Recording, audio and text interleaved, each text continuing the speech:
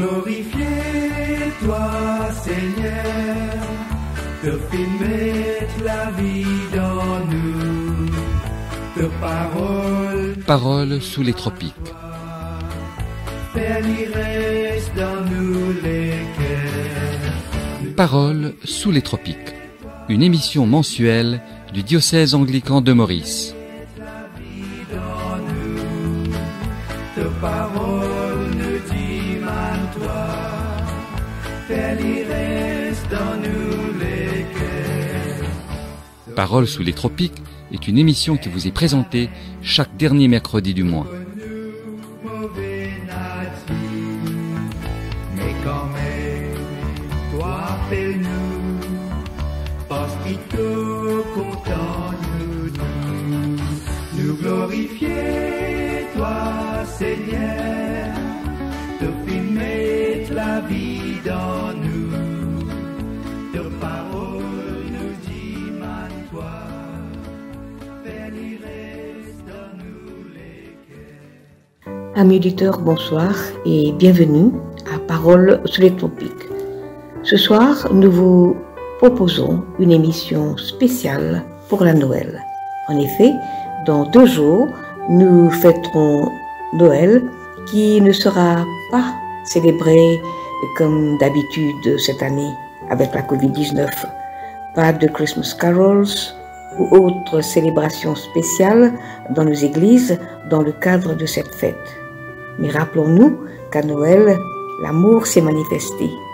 Jésus vient à nous pour nous sauver. Il vient dans la fragilité d'un enfant et donne l'espoir à notre monde. Au sommaire ce soir, vous pourrez écouter l'histoire de Noël d'après l'évangile de Saint Luc. Nous vous proposerons aussi le message de Noël de notre évêque, Monseigneur Seigneur André. Suivront une réflexion sur la Noël et aussi des prières. Le tout accompagné de beaux chants de Noël. Nous vous souhaitons une bonne écoute.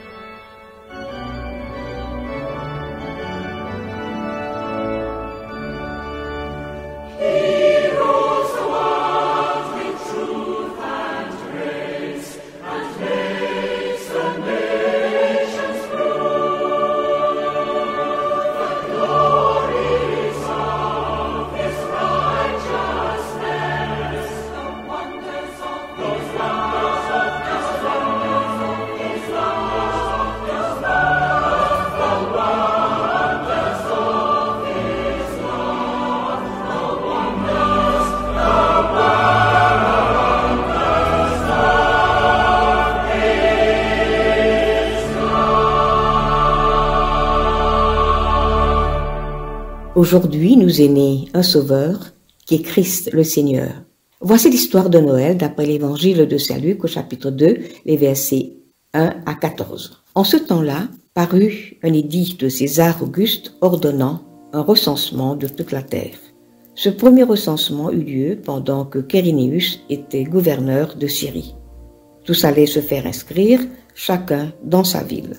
Joseph aussi monta de la Galilée, de la ville de Nazareth, pour se rendre en Judée, dans la ville de David, appelée Bethléem, parce qu'il était de la maison et de la famille de David, afin de se faire inscrire avec Marie, sa fiancée, qui était enceinte.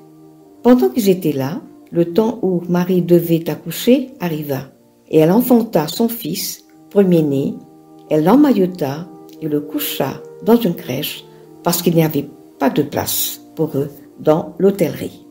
Il y avait dans cette même contrée des bergers qui passaient dans les champs les veilles de la nuit pour garder leurs troupeaux.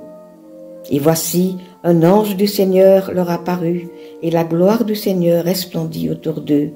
Ils furent saisis d'une grande frayeur.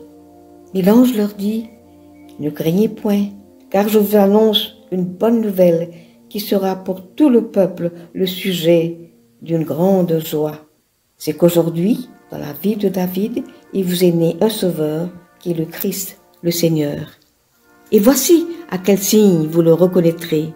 Vous trouverez un enfant emmailloté et couché dans une crèche. » Et soudain, il se joignit à l'ange une multitude de l'armée céleste louant Dieu et disant « Gloire à Dieu dans les lieux très hauts et paix sur la terre parmi les hommes qu'il agrée. » Évangile du Christ.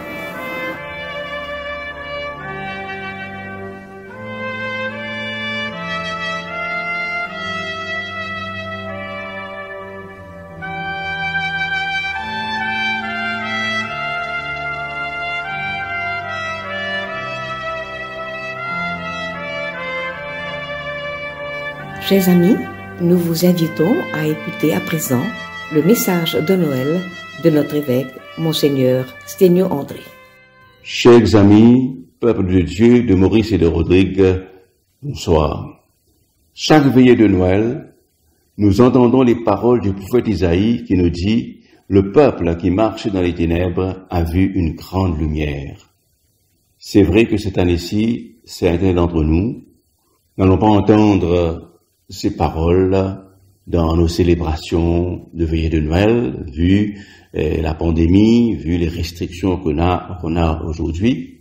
Et alors c'est pour cela, je vous demanderai de prendre ce verset d'Isaïe, « Le peuple qui marchait dans les ténèbres a vu une grande lumière », comme ces paroles qui vont animer votre soirée en cette veillée de Noël. Si nous avions à décrire cette année passée, nous dirions que notre vie a été couverte par l'ombre d'une pandémie de ténèbres. Beaucoup ont perdu leur vie. Parmi les frontliners, des familles qui ne cessent de pleurer leur mort. Dans le même registre, nous avons connu la course aux vaccins et des médicaments, l'angoisse et la peur d'être contaminés, voire de mourir. En fin de compte, des situations de doute, de panique, d'incertitude et de polémique par manque ou mauvaise communication. Mais il faut souligner les nombreux cas qui ont survécu le virus. Malgré cela, notre peuple est toujours plongé dans des ténèbres incalculables et effroyables. C'est bien dans ce monde que Dieu révèle son amour, qui vient vers nous comme la lumière pour éclairer nos vies sombres et ténébreuses. Mais avec ce qu'on a vécu pendant cette année, il y a toujours le risque d'être tenté de tout abandonner, de ne pas voir cette lumière, de ne pas voir cet amour, cette espérance que la célébration de Noël nous apporte. Comme nous sommes en train de nous préparer pour Noël et festivités de fin d'année, essayons de redécouvrir combien nos vies sont liées les unes des autres, combien Dieu nous a bénis et combien il nous bénit toujours et bien souvent à travers une autre personne. À nous de chercher les opportunités, à être une bénédiction pour les autres à travers nos prières, à travers nos dons et nos œuvres charitables, et aussi à travers le service, ou même à travers un simple sourire. En cette période de pandémie, où nous cherchons la lumière du Christ dans nos ténèbres, je vous présente mes vœux de Noël et mes meilleurs vœux pour l'année nouvelle. Ma gratitude et mon estime pour le témoignage de charité pastorale manifesté par le clergé qui exerce le rôle du Christ serviteur parmi vous. La co-responsabilité des fidèles laïcs dans nos diverses institutions, y compris les bénévoles et le personnel paroissial. À ceux qui ont servi dans le passé et qui servent maintenant, je suis reconnaissant pour le dévouement et la coopération qui s'expriment dans notre désir d'être toujours au service des paroisses du diocèse en ces temps difficiles. Que Dieu nous accorde tous ses bénédictions, sa protection et sa paix, alors que nous envisageons avec foi, espérance et amour pour l'année à venir. Encore une fois, à vous tous, je vous souhaite un joyeux Noël et une bonne et heureuse année 2022. Merci.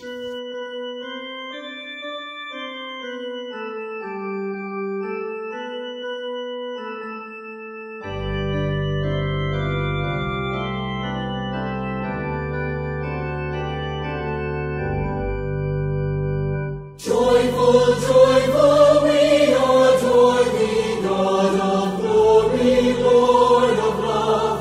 Hearts unfold like flowers before thee, opening to the sun above.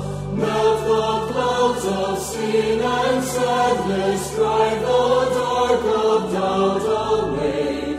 Giver of immortal gladness, fill us with the light of day. All thy works with joy surround thee, earth and heaven reflect thy rays.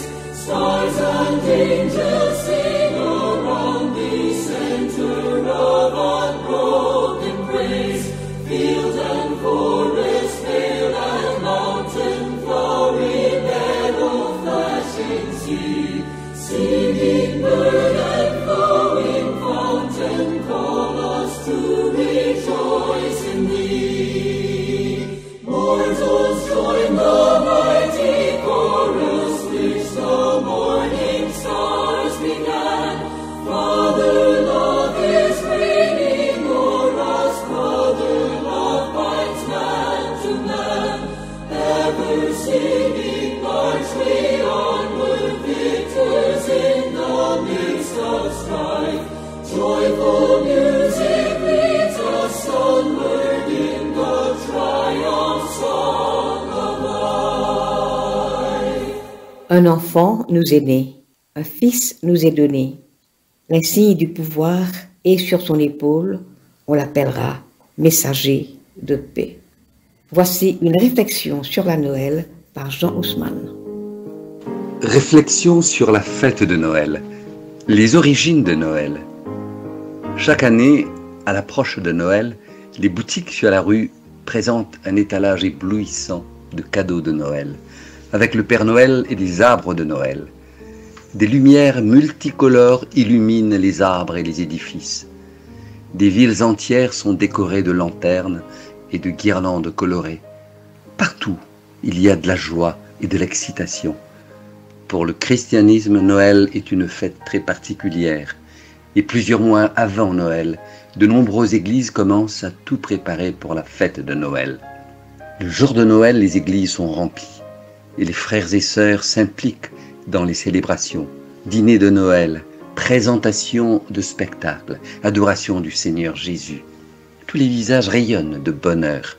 Cependant, lorsque nous nous réunissons dans de joyeux rassemblements pour célébrer la naissance du Seigneur Jésus, comprenons-nous le sens de Noël? Des frères et des sœurs diront peut-être « Le Seigneur Jésus a été cloué sur la croix pour racheter toute l'humanité et donc pour commémorer et célébrer la naissance du Seigneur Jésus. » Les chrétiens ont créé Noël. Bien que le jour précis de la naissance du Seigneur Jésus ne soit pas mentionné dans la Bible, Noël est progressivement devenu une fête universelle à la suite de l'expansion de l'évangile de Jésus-Christ. Nous savons peut-être tout cela, mais connaissons-nous l'amour de Dieu et sa volonté cachée, en fait, dans la naissance du Seigneur Jésus? Et comment devrions-nous aborder Noël d'une manière qui soit selon le cœur du Seigneur. Le Seigneur Jésus est né grâce à l'amour de Dieu et à son salut de l'humanité.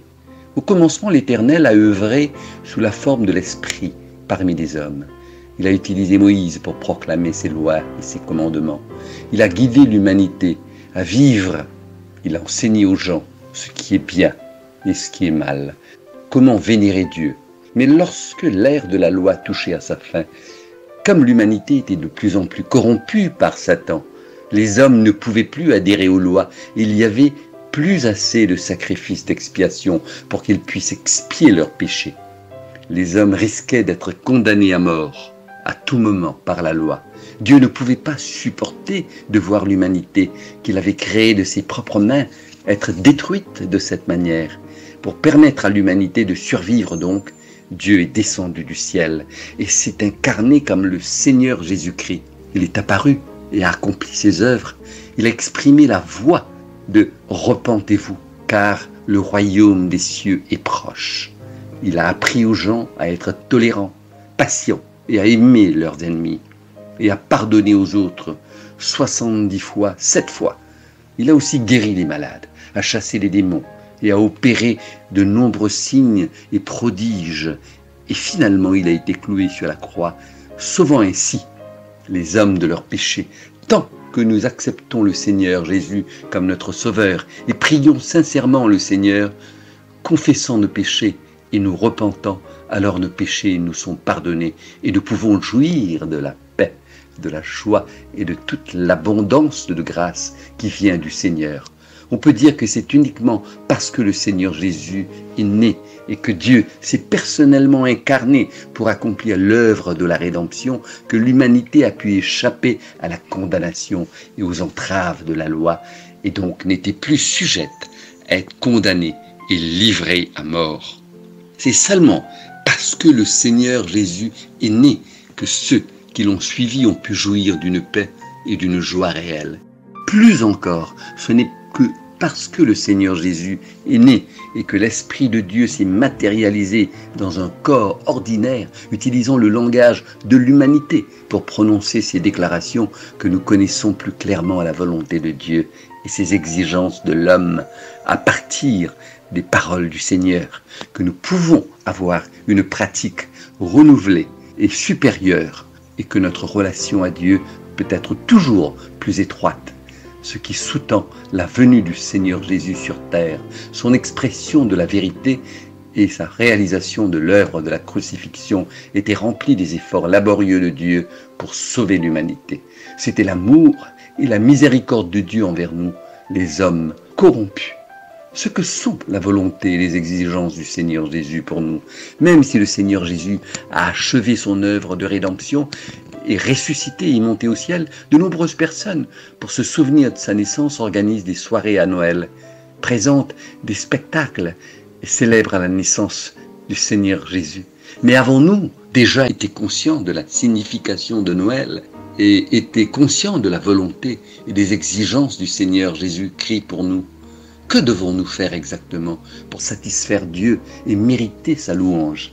Le Seigneur Jésus a dit, « L'heure vient où ce ne sera ni sur cette montagne, ni à Jérusalem que vous adorerez le Père, mais l'heure vient, et elle est déjà venue, où les vrais adorateurs adoreront le Père en esprit et en vérité, car ce sont là les adorateurs que le Père demande. » D'après les paroles du Seigneur Jésus, nous comprenons que le Seigneur espère que nous adorerons Dieu en esprit et en vérité, et que nous n'adhérerons pas à toutes sortes de formalités, ni ne participeront pas à des activités de manière rigide. Les pharisiens, les principaux sacrificateurs et les scribes dans le temple, dans les temps anciens, ne se concentraient que sur leur implication dans des cérémonies religieuses, sur leur attachement aux règles. Chaque jour, ils présentaient des offrandes pour adorer Dieu, mais ils prêtaient peu d'attention à la mise en pratique des paroles de Dieu et ne suivaient pas non plus les commandements de l'Éternel, à tel point qu'ils ont même abandonné les commandements de Dieu et adoré aux traditions. Ils se sont adhérés aux traditions de l'homme seulement. En fin de compte, non seulement ils n'ont pas obtenu la louange de Dieu, mais ils ont été haïs et maudits par par le Seigneur Jésus. Si les églises organisent maintenant de grandes célébrations de Noël, ce n'est qu'une flambée d'excitation momentanée. Tout le monde se rassemble dans la joie et le bonheur, mais nous n'adorons pas vraiment le Seigneur, ni ne profitons pas de cette occasion pour comprendre sa volonté ou pour le connaître. Et donc, nous ne recevrons pas l'approbation du Seigneur Jésus. En fait, depuis le moment où le Seigneur Jésus a officiellement commencé son œuvre jusqu'au moment où il a achevé son œuvre de rédemption, il a énoncé de nombreuses vérités et nous a imposé de nombreuses exigences. La volonté du Seigneur est d'espérer que nous nous concentrerons tous sur la mise en pratique de ces paroles et que nous nous en tiendrons à ces engagements en tout temps, en tout lieu, quels que soient les problèmes ou les gens que nous pourrons rencontrer. C'est ce que le Seigneur requiert de nous. Et c'est le principe de pratique le plus fondamental pour ceux d'entre nous qui croient en Dieu. Tout comme le Seigneur Jésus a dit, si vous demeurez dans ma parole, vous êtes vraiment mes disciples. Vous êtes mes amis si vous faites ce que je vous commande. On peut donc constater que dans nos vies normales et dans nos relations avec les autres, il est de la plus haute importance de mettre l'accent sur la pratique en conformité avec les paroles du Seigneur, car c'est une chose que Dieu qui croit, que ceux qui croient en Dieu et l'adorent sincèrement doivent atteindre plus que tout. Adorons-nous vraiment le Seigneur? Or, beaucoup de frères et de sœurs viennent à l'église à Noël pour célébrer la naissance du Seigneur Jésus, prier ensemble, lire la Bible ensemble et chanter ensemble les louanges du Seigneur. Mais le reste du temps, nous sommes occupés par nos propres emplois et carrières ou par des interactions avec les autres. Il est très rare que nous nous calmions devant le Seigneur et lisions méditativement ses paroles ou cherchions à comprendre sa volonté. Le Seigneur Jésus exige que nous nous démarquions du monde. Le Seigneur nous demande, si nous accordons une grande importance à observer des cérémonies religieuses, que nous nous concentrons à être reconnaissants pour le salut du Seigneur et que nous louangerons le Seigneur les jours précis de diverses fêtes, nous ne suivons quand même pas son chemin. Nous vivons souvent dans le péché. Est-ce ainsi que nous adorons le Seigneur Jésus? Comment se conformer à la volonté de Dieu et obtenir sa louange? Si nous voulons devenir des gens qui adorent vraiment Dieu et obtiennent sa louange, la clé est de pratiquer conformément aux paroles du Seigneur, d'exalter Dieu dans notre cœur, de nous concentrer à suivre le chemin du Seigneur en toutes choses, à donner la première place à la parole et à utiliser ce que nous vivons pour rendre témoignage à Dieu et glorifier Dieu. Ce qui est le plus important, ce sont les paroles du Seigneur, Jésus, et ce qu'il requiert de nous. Avoir un cœur pieux et chercher la volonté du Seigneur en toutes choses, mettre en pratique les paroles du Seigneur et satisfaire le Seigneur en répondant à ses exigences. C'est ce qui est le plus important. C'est seulement en pratiquant de cette façon que nous adorons vraiment le Seigneur, Jésus, et gagnons sa louange. Merci à l'éclairage et à la direction de Dieu, puisqu'il est avec nous. Puisse-t-il être toujours à nos côtés, avec nous, toujours. Et maintenant, la courte méditation de Melinda sur la fête de Noël. Bonne fête à tous. You see, you got it all mixed up. You thought without family, Christmas would mean nothing. You thought without friends, you wouldn't make it. You thought shopping sprees were all about the season spirit. But this Christmas, I wanted you to come back to me. For Christmas is my birthday. Christmas is the day I came for you. I, the Christ, the Savior. This year, without the razzmatazz, I want to be your light, your joy, your peace, your everything. I am taking center place at your table, in your heart, in your home. For I, Jesus, I am the essence of it all. Merry Christmas to you all.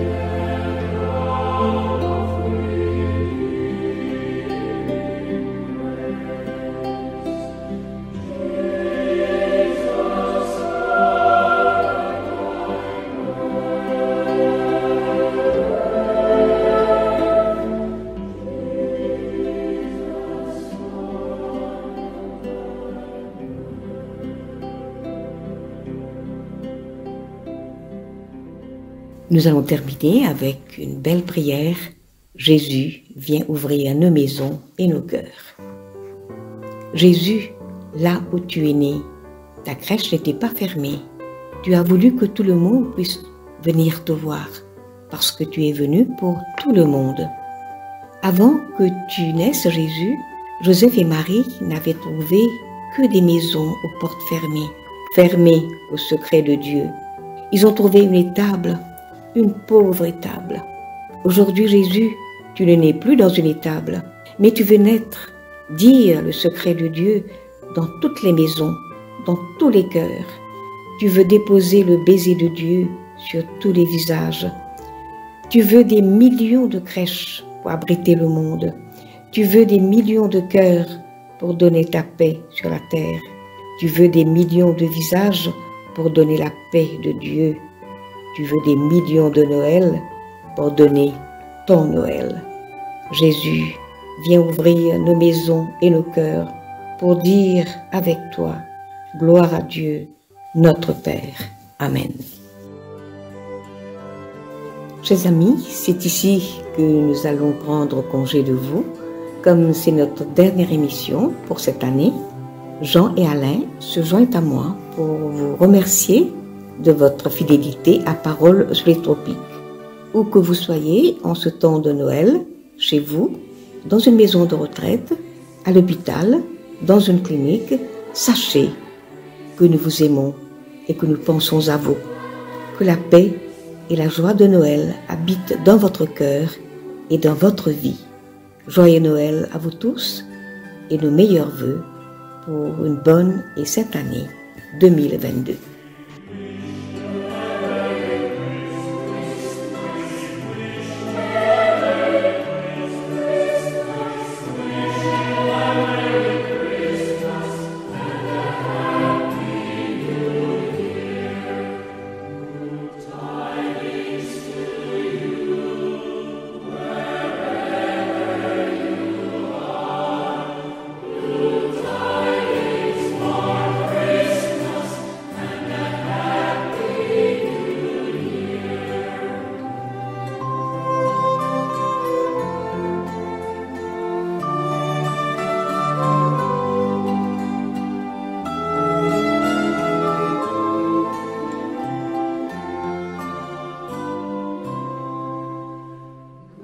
Good